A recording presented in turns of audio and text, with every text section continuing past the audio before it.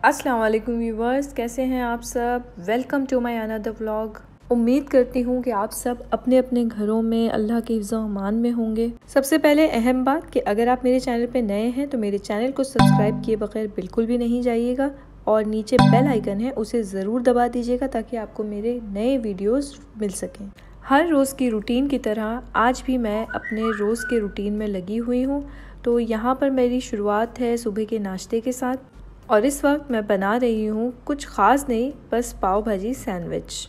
वो भी एक्चुअली अचानक से जहन में सुबह सुबह ख़्याल आया कि पाव भाजी रखी हुई है, क्योंकि एक दिन पहले मैंने नाश्ते में पाव भाजी बनाई थी। तो मैंने सोचा क्यों ना पाव भाजी जो बची हुई है उसके सैंडविचेस बना लिए जाएं। तो घर वाले तो सब नाश्ता कर चुके थे और अब उसके बाद मैं अपना सैंडविच बना रही हूँ। एक्चुअली कुछ हो नहीं रहा था, बस ये था कि बहुत लेज़ीनेस थी और कुछ अलग से स्पेशल बनाने का दिल नहीं था। पाव भाजी रखी थी तो सोचा चलो यही बना लेते हैं। तो खैर बहुत ही मज़ेदार बने, तो अच्छा आइडिया था। मुझे भी बहुत सही लगा कि अगर पाव भाजी आपके पास लेफ़्ट ओवर बची है तो आप उसी से सैंडविचेस बना लीजिए ताकि आपको दोबारा पाव ना खाने पड़े। वैसे तो दोनों ही ब्रेड हैं, लेकिन ये था कि इसका टेस्ट बिल्कुल अलग लग रहा था जब मैंने इसको सैंडविच बनाया, क्योंकि मैंने इसे पूरी तरह से ग्रिल कर लिया था। और ये देखिए मैंने इसका ट्रिपल लेयर सैंडविच बनाया है। मैंने इसे सिंगल लेयर सैंडविच नहीं बनाया है, मैंने इसे ट्रिपल लेयर कर दिया है। और एक लेयर में मैंने थोड़ा सा डिफरेंट कर दिया था, मैंने इसमें सैंडविच के बीच में चीज़ रख दिया था, चीज़ स्लाइस, जिससे वाकई में एक अलग सा फ्लेवर आया और बहुत ही मज़ेदार बना। तो ये होता है ना दोस्तों कि कभी कभी हम करने कुछ जा रहे होते हैं और कुछ नया इन्वेंशन हो जाता है या कुछ नई चीज़ बन जाती है। तो बस ये है कि लेफ़्ट ओवर चीज़ें सिर्फ डस्टबिन में फेंकने के लिए नहीं होती हैं दोस्तों, उससे आप बहुत कुछ बना सकते हैं। मैंने बहुत सारे घरों में देखा है कि खाना अगर बच जाता है तो उसे सीधा डस्टबिन में डाल दिया जाता है या किसी को दे दिया जाता है। लेकिन यकीन मानिए मैंने बचपन से अपनी अम्मी को देखा है कि उन्होंने कभी भी कोई भी बची हुई चीज़ों को ऐसे फेंका नहीं, हमेशा उन्होंने उसका कुछ ना कुछ ज़रूर बना दिया। और ये वाकई में उन्हीं की तरबियत है कि आज तक अल्लाह का शुक्र है कि मेरे घर में भी मैं कभी कोई चीज़ फेंकती नहीं हूँ। कोशिश यही करती हूँ कि उसका कुछ ना कुछ बना लूँ। तो सैंडविच तो बन चुका है मेरा और अब मैं बना रही हूँ अपनी चाय 2 टी बैग्स और 2 ही फुल शुगर के साथ। ये मेरी सुबह की चाय होती है। दिन भर आप ये ना सोचिएगा कि मैं इसी तरह की अनहेल्दी चाय पीती हूँ।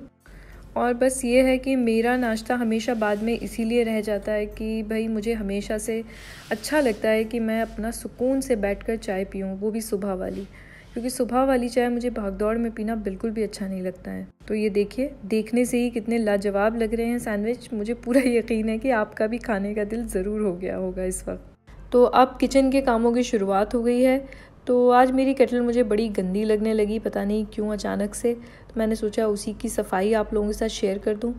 तो यहाँ पर मैंने 2 गिलास पानी लिया है, उसमें 1 टेबलस्पून सोडा डाला है और हाँ, इसमें मुझे विनेगर भी डालना था, ACV यानी एप्पल साइडर विनेगर। आप कोई सा भी विनेगर यूज़ कर सकते हैं। अब मैं पानी को पूरी तरह बॉईल कर लूँगी। एक्चुअली आज मैंने सोचा कि क्यों ना यही टिप सबके साथ शेयर की जाए, क्योंकि बहुत सारे लोगों को ये पता नहीं है कि हम केटल को कितनी आसानी से अंदर से साफ़ कर सकते हैं।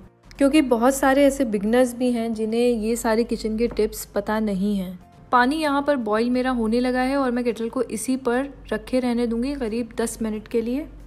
और 10 मिनट बाद मैं पानी को इसमें से ड्रेन कर लूँगी। और ड्रेन करने के बाद मैं इसमें थोड़ा सा डिश वॉशिंग लिक्विड लेकर इसे अंदर जो स्पंज होता है डिश वॉशिंग का, उससे अच्छी तरह से रगड़ूंगी और बड़ी आसानी से जो इसमें कालिक जम जाती है, जो इसमें एक ब्लैक स्पॉट आ जाता है, वो बहुत आसानी से क्लीन हो जाएगा। और थोड़ा बहुत जो बाहर भी हम लोगों के हाथ से गंदी हो जाती है केटल, स्पेशली अगर उसका कलर लाइट है, तो उसे भी हम क्लीन कर लेंगे। बस ध्यान ये रहे कि जो नीचे इलेक्ट्रिक वाला एरिया है उसमें पानी ना जाने पाए। आपको इस तरह देखिए मैं किस तरह से इसे वॉश कर रही हूँ, थोड़ा नीचे की तरफ टिल्ट करके। तो आपको इस तरह वॉश करना है कि इसमें नीचे की तरफ पानी ना जाए ताकि ये ख़राब ना हो। बहुत अच्छे से वॉश करना है क्योंकि हमने इसमें डिश वॉशिंग लिक्विड डाला है। और ये देखिए बिल्कुल साफ़ हो गई है अंदर से बाहर से। तो ये मेरा काम ऑलमोस्ट ख़त्म हो गया है। फिर मुझे ख़्याल आया कि मैंने इसका नीचे वाला जो बेस है उसे साफ़ नहीं किया था, तो मैंने उसे भी साफ़ कर लिया है। केटल तो मेरी बहुत अच्छी तरह साफ़ हो चुकी है और शाम का वक्त हो गया है और मैं अपने शाम के खाने की तैयारी में लगने लगी हूँ। आज का मेन्यू कुछ डिफरेंट है। आज बच्चों की फरमाइश पे मैंने स्टार्ट किया है बनाना पैन पिज़्ज़ा। मेरा ओवन कुछ दिनों से ख़राब हो चुका है, वो चल नहीं रहा है लॉकडाउन की वजह से और आजकल के जो हालात हैं उसकी वजह से मैं किसी को भी घर में एंट्री नहीं दे रही हूँ, चाहे कितनी भी परेशानी हो रही है। लेकिन हम कोशिश ये कर रहे हैं कि हम घर पे किसी को भी ना बुलाएं। उसी के चलते ज़ाहिर है अब बच्चे बेचारे घर में रहते रहते जो उन लोगों का एक रूटीन होता था वीकली, जब छुट्टियाँ होती हैं यहाँ पर वीकेंड पर, तो ज़ाहिर है बच्चे बाहर जाकर पिज़्ज़ा वगैरह खाते थे। तो अब मैं कई दिनों से पिज़्ज़ा बना नहीं रही थी क्योंकि ज़ाहिर है अवन ख़राब था, तो मैं किस तरह पिज़्ज़ा बनाती। तो मैंने सोचा चलिए ट्राई करते हैं पैन पिज़्ज़ा। तो बस देखिए कोशिश हो रही है बनाने की। और यहाँ पर मैंने 4 पिज़्ज़ा बनाने की तैयारी की है। करीब 4 पिज़्ज़ा बनेंगे, तो उसके लिए मैंने 4 कप आटा लिया है और मैं यहाँ पर होल व्हीट पैन पिज़्ज़ा बना रही हूँ। बहुत कोशिश होती है कि बच्चों को हेल्दी खिलाया जाए, लेकिन ज़ाहिर है अनहेल्दी तो खा ही लेते हैं बच्चे, हम कितनी भी कोशिश करते हैं। लेकिन ऑनेस्टली स्पीकिंग सबको जो होल व्हीट पिज़्ज़ा मैंने बनाया है ये वाला, इतना सबको पसंद आया है कि सबने मुझसे यही कहा कि जो मैं अवन में जो नॉर्मल फ्लावर्स हैं यानी कि जो मैदे से मैं पिज़्ज़ा बनाती थी वो उन लोगों को इतना पसंद नहीं आता है जितना ये पिज़्ज़ा उन्हें पसंद आया है। पूरी डिटेल मैं पिज़्ज़ा की आपको नीचे डिस्क्रिप्शन बॉक्स में दे दूँगी सारे इंग्रेडिएंट्स की। तो आप ये मत सोचिएगा कि मैं यहाँ पर जल्दी जल्दी सारे इंग्रेडिएंट्स डाल रही हूँ और आपके साथ कुछ भी डिस्कस नहीं कर रही हूँ। सारे इंग्रेडिएंट्स डाल लेने के बाद अब मैं आटे को क्रम्बल कर रही हूँ इस तरह कि इसे गूंथ ना लगाऊँ, बस इसे इस तरह से हमें कंबाइन कर लेना है कि ये एक फॉर्म ले ले। होल व्हीट पिज़्ज़ा को आप इंस्टेंटली बना सकते हैं, लेकिन जो मैदे वाला पिज़्ज़ा होता है उसे आपको फर्मेंट करना ज़रूरी होता है, तो उसे करीब 1 घंटा पहले आपको गूंथना होता है। मैं जो पिज़्ज़ा बना रही हूँ इसमें मैंने यीस्ट का बिल्कुल भी इस्तेमाल नहीं किया है। मैंने फर्मेंटेशन के लिए इसमें योगर्ट का इस्तेमाल किया है। यहाँ पर मैंने गीले कपड़े से इसे ढककर रख दिया है। जब तक चिकन मैरिनेट होता है मैं इसे थोड़ी देर के लिए रख दूँगी। यहाँ पर मैंने चिकन ब्रेस्ट ले लिया है जिसके मैंने छोटे छोटे पीसेस कर लिए हैं और मैं इसे अब मैरिनेट कर लूँगी। मैरिनेशन के लिए मैंने तंदूरी मसाला लिया है शान का। आपके पास जो भी ब्रांड अवेलेबल हो आप वो ले सकते हैं।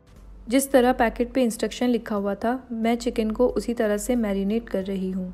और ये बीच बीच में बच्चों की भी फरमाइशें कुछ ना कुछ लगी हुई हैं।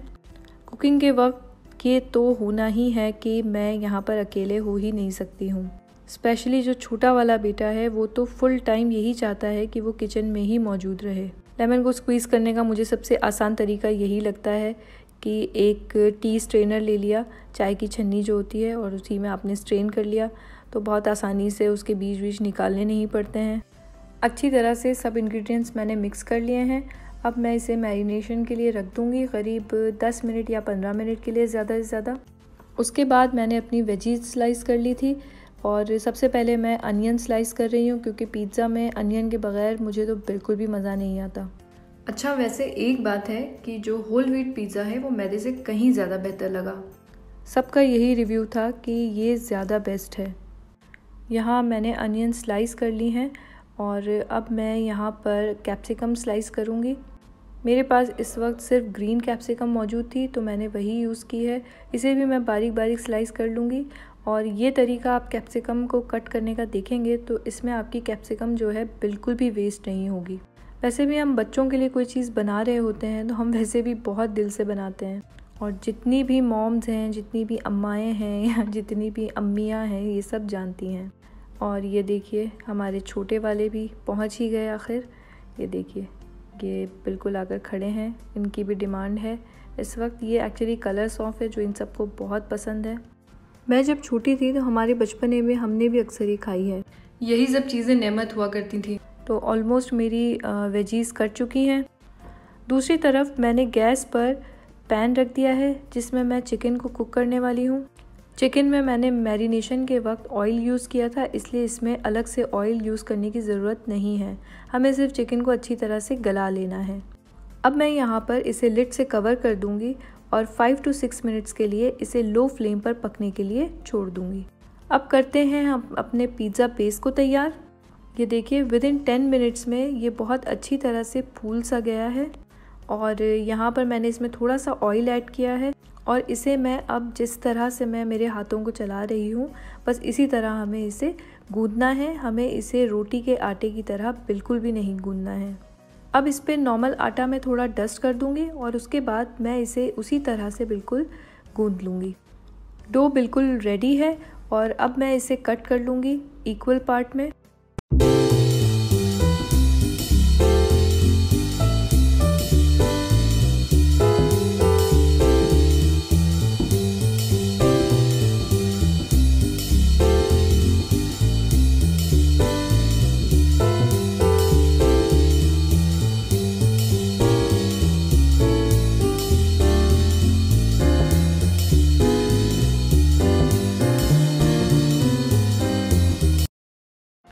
अब मैं इसे गीले कपड़े से फिर से ढककर 5 मिनट के लिए रख दूंगी।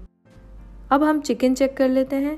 चिकन भी बहुत अच्छी तरह से कुक हो चुका है। दोस्तों, अगर अभी भी आपने मेरा चैनल सब्सक्राइब नहीं किया है तो जल्दी से इसे सब्सक्राइब कर लीजिए और बन जाइए मेरी छोटी सी यूट्यूब फैमिली का एक हिस्सा। और साथ ही बेल आइकन भी दबा दीजिएगा ताकि आपको मेरे हर आने वाले वीडियोस मिल जाएं। यहाँ पर मैंने पिज़्ज़ा बेस को बनाना शुरू कर दिया है। मैंने एक बड़ी सी सीनी ले ली है या एक बड़ी प्लेट ले ली है जिस पर मैंने डस्टिंग करके उसे हाथों से फैलाना शुरू कर दिया है। इससे मुझे काफ़ी हेल्प रही क्योंकि ये राउंड था तो इसे शेप देने में मुझे बड़ी आसानी रही। हम लोग थिन क्रस्ट पिज़्ज़ा पसंद करते हैं, इसलिए मैं कोशिश कर रही थी कि मैं इसे अच्छा खासा साइड से भी थिन कर सकूं। यहाँ पर मैंने पैन को गर्म होने के लिए लो फ्लेम पर पहले से रख दिया था और पिज़्ज़ा बेस को अब मैं उसमें रख दूँगी। उसके बाद फोक की हेल्प से मैं इसमें इस तरह से निशान लगा दूंगी, यानी कि मार्क लगा दूंगी। ऐसा करने से ये रोटी की तरह बिल्कुल भी नहीं फूलेगा। पिज़्ज़ा बेस को हमें सिर्फ 2 मिनट के लिए एक साइड से कुक करना है। इसी तरह मैं सारे पिज़्ज़ा बेस को कुक कर लूँगी। यहाँ पर मैं बना रही हूँ सबसे पहले बच्चों का पिज़्ज़ा, जो कि सिर्फ चिकन और चीज़ पिज़्ज़ा है। इसमें बिल्कुल भी वेजीज़ नहीं होंगी क्योंकि जो हुसैन हैं वो तो माशाल्लाह हर चीज़ खा लेते हैं, लेकिन हसन हैं वो सब्ज़ियाँ बिल्कुल भी नहीं खाते हैं। यहाँ पर सबसे पहले मैंने पिज़्ज़ा बेस पर पिज़्ज़ा सॉस यूज़ किया था जो कि रेडीमेड था। उसके बाद मैंने लेयर की थी चेदार चीज़ से और फिर उस पर चिकन लगाया है और चिकन के बाद मैंने उसको पूरी तरह से मोज़रेला चीज़ से कवर कर दिया है। थोड़ा सा ओरेगानो मैं उस पर स्प्रिंकल कर दूँगी और पैन को मैंने पहले से गर्म होने लो फ्लेम पे रख दिया था। उसे थोड़ा सा मैंने ग्रीस कर लिया है और पिज़्ज़ा को उसमें रखकर मैंने लिड से कवर कर दिया है। 5 से 6 मिनट में चीज़ बहुत अच्छी तरह से मेल्ट हो जाएगी और नीचे बहुत अच्छा क्रस्ट भी आ जाएगा। ये देखिए, बेहतरीन whole wheat chicken cheese pizza बनकर तैयार है। अब मैं बनाने जा रही हूँ हम लोगों के लिए पिज़्ज़ा। तो यहाँ भी सबसे पहले मैंने इसे सॉस से कवर किया है और बहुत अच्छी तरह से किया है। बच्चों में मैंने थोड़ा कम लगाया था कि वो लोग बहुत ज़्यादा सॉस पसंद नहीं करते हैं।